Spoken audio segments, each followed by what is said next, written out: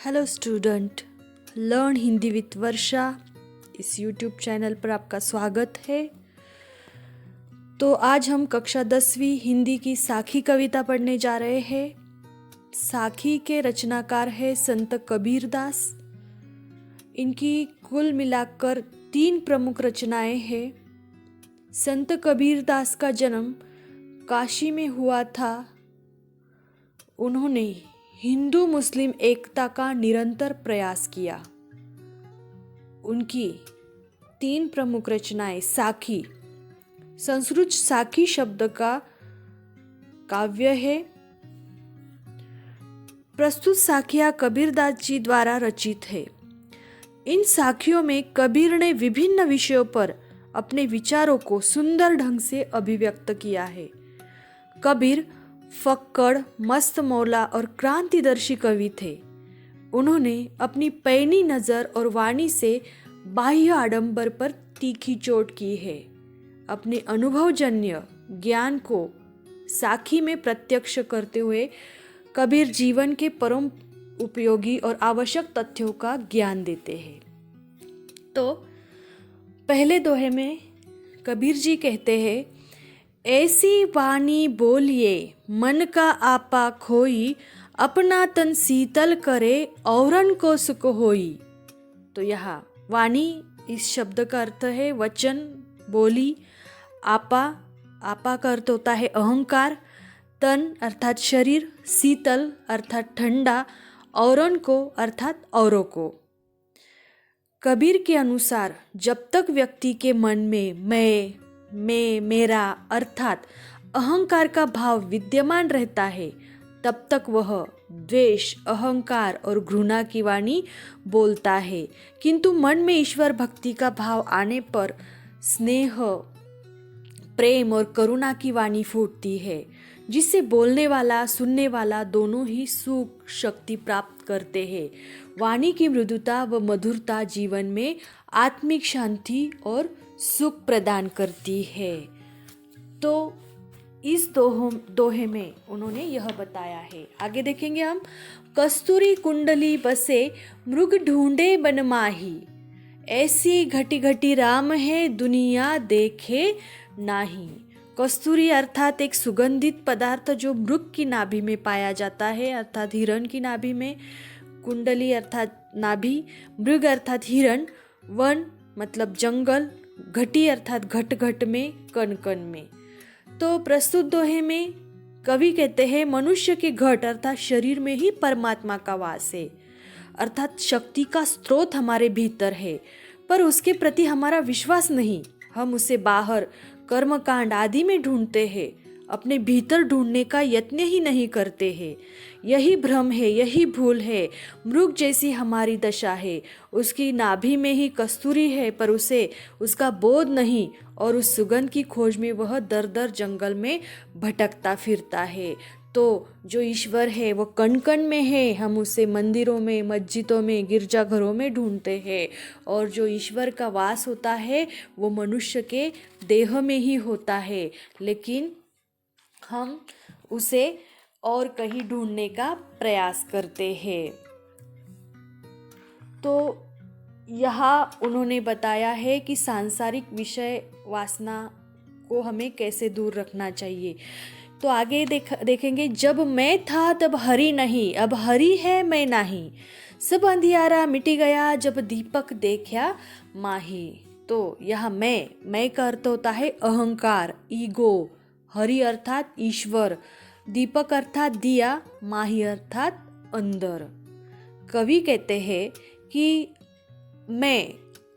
जब तक मैं अर्थात अहंकार का भाव मन में था, तब तक ईश्वर का वास वहाँ नहीं था। केवल मन में अज्ञान रूपी अंधकार ही समाया हुआ था। जब ज्ञान दीपक में स्वयं के स्वरूप को पहचाना, तब मैं छाया अज्ञान दूर हो गया, मन निर्मल हो ईश्वर से अभिन्नता का अनुभव करने लगा। तो इसीलिए जब तक हम अपने अंदर का अहंकार त्यागते नहीं, छोड़ते नहीं, तब तक हमें ईश्वर की प्राप्ति नहीं होती, ज्ञान की प्राप्ति नहीं होती, ऐसे कबीर जी ने कहा है।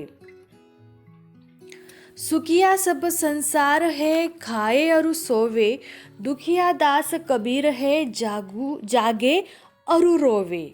तो यहाँ कबीर जी कहते हैं सुखिया अर्थात सुखी, खाए अर्थात भोजन करना, अरु अर्थात और, दुखी अर्थात दुखी, दास अर्थात ईश्वर का भक्त। कबीर सांसारिक विषयों में लिप्त लोगों पर व्यंग करते हुए कहते हैं कि उन्हें विषयों से फुर्सत कहाँ है, वे हरि विरह को क्या जाने, उनमें अपने इष्ट के लिए तड़प ही नहीं है। सत्य है कि इष्ट प्राप्ति के लिए कष्ट उठाना पड़ता है। कबीर संसार को विषय वासनाओं में लीन और ईश्वर भक्ति से हीन देखकर दुख अनुभव करते हैं। तो ऐसे जो लोग हैं उन्हें ना समाज से कुछ लेना देना होता है, ना किसी से कुछ लेना देना होता है। सोना मतलब अज्ञान और जागना अर्थात ज्ञान। तो जो लोग सुखों में खोए हैं वो सोए हुए हैं, वो संसार की नश्वरता क्षण भंगुरता को समझ नहीं पा रहे हैं। तो जो लोग संसारी सुखों में खोए हैं वे सोए हुए हैं और वे सांसारिक सुखों को सच्चा सुख मानकर उनके पीछे भाग रहे हैं। ऐसे कवि का कहना है, ऐसे कबीरदास जी का कहना है।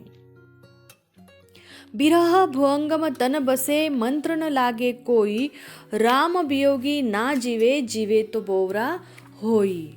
विरह, विरह का अर्थ होता है वियोग या अलग होना। भुअंगम का अर्थ होता है साप, तन का अर्थ होता है शरीर, मंत्र का अर्थ होता है उपाय, वियोगी अर्थात विरही और बौरा अर्थात पागल। तो विरह ऐसी व्यथा है जो विष से भी अधिक मारक है। इस व्यथा का वर्णन शब्दों द्वारा व्यक्त नहीं किया जा सकता, केवल यह अनुभूति का विषय है। सर्प और विष का उदाहरण देते हुए राम वियोगी की व्यथा का मार्मिक चित्रण किया गया है। कबीर के अनुसार विरह सर्प की भांति है। विरह विषय तन में व्याप्त होने पर कोई मंत्र झाड़ फूक इस विषय को मार नहीं सकता। राम का वियोगी विरह व्यथा से जीता नहीं, अगर जीता है तो बावला हो जाता है। जो भी अगर अपने ईश्वर का भक्त है वो ईश्वर से दूर हो जाता है तो उसकी हालत पागलों जैसे होती है, बावलों जैसे होती है। निंदक नेड़ा राखिए, आंगनी कुटी बंधाई, बिन साबन पानी बिना, निर्मल करे सुभाई। तो यहाँ निंदक अर्थात निंदा करने वाला, नेड़ा अर्थात पास, कुटी अर्थात बंधाई, कुटी बंधाई अर्थात कुटिया बनाकर, साबन अर्थात साबुन, निर्मल अर्थात पवित्र, सुभाई अर्थात स्वभाव। तो कबीर कहते हैं कि निंदक की उपेक्षा न करके उसे आदर सहित अपने आंगन में कुटी बनाकर अपने निकट स्थान देना चाहिए। उसके व्यंग बाणों से विचलित नहीं होना चाहिए। उससे लाभ यह होगा कि उसके द्वार दिखाए गए दोषों को हम खोज कर समाप्त कर सकेंगे, जिससे हमारा हृदय निर्मल होगा। ठीक उसी प्रकार जैसे वस्त्र को साफ करने के लिए साबुन और पानी की आवश्यकता होती है, वैसे ही इनकी समालोचना हमारे स्वभाव की निर्मलता के लिए साबुन पानी का कार्य करेगी। तो ऐसे कवि का कहना है कि निंदक हमेशा हमारे पास ही रहने चाहिए। पोथी पढ़ी पढ़ी जग मुआ, पंडित भया न कोई, एक अशीर पीव का, पढ़े सुपंडित होई। पोथी का अर्थ होता है धार्मिक पुस्तक। जग अर्थात संसार, मुआ अर्थात मर गया, पंडित अर्थात ज्ञानी, भया अर्थात हुआ, पीव अर्थात प्रिय या प्रेम, सु अर्थात वह।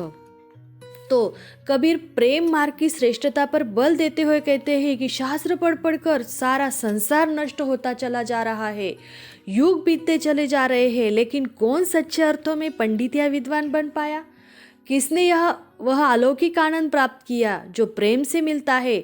कबीर की दृष्टि से जिसने राम के 2 अक्षरों का जान लिया है वही विद्वान है, पंडित है। प्रेम हृदय का भाव है, पढ़ना मस्तिष्क सा, और पढ़ाई साधक भी हो सकती है और बाधक भी। इसीलिए अगर हमारा व्यवहार प्रेम पूर्वक है तो वो व्यक्ति ज्ञानी है। अगर हमारा व्यवहार किसी को मदद कार्य करने के लिए तत्पर है तो वही पंडित है, वही विद्वान है। हम घर जाल्या आपना, लिया मुराड़ा हाथी, अब घर जालो तास का, जे चले हमारे साथी। तो कवि कहते हैं जाल्या अर्थात जलाया, मुराड़ा अर्थात जलती हुई लकड़ी, जालो अर्थात जलाऊ, तास्का अर्थात उसका, जे अर्थात जो। कबीर कहते हैं कि मैंने माया मोह के केंद्र इस संसार को जला दिया है। ईश्वर प्राप्ति के मार्ग पर चलने वाले को इस घर अर्थात सांसारिक बंधन माया मोह को भस्म करना पड़ता है। जैसे कि ज्ञान प्राप्ति के लिए भक्ति मार्ग पर चलने के लिए काम क्रोध मोह आदि विषयों को त्याग करना होगा, क्योंकि यही ज्ञान प्राप्ति में बाधक तत्व है। अतः जो भी इस ब्रह्म ज्ञान की ओर चलने के लिए मेरा साथी बनेगा उसे भी अपना घर जलाना होगा। अर्थात मैं एक समाज कार्य कर रहा हूँ, घर का जो मोह माया का जो बंधन है मैंने तोड़ दिया है, उससे मैंने मुक्त किया है। जलाना अर्थात सच में जलाना नहीं, मैंने एक मशाल ली है जो ज्ञान का उजाला देने वाली है।